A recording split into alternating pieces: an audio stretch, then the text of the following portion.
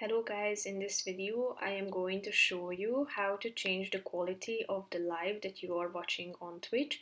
But first I just want to mention, don't forget to subscribe to my channel because at 10,000 subscribers I am going to show you my whole YouTube revenue statistics and growth strategy, how to make money online. Now let's jump into it. First of all, open the website and then go to your homepage.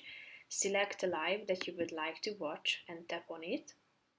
After that, you should see the settings button down below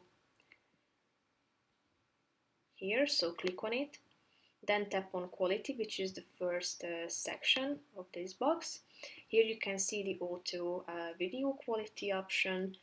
That's the default one, and here you can find 5 other options that you can choose from. So all you have to do is tapping on the relevant one, and then the quality of the live will be changed and updated in a few seconds, and then you will be able to start watching your live. That's pretty much it for this video, guys. See you in the next one. Bye bye.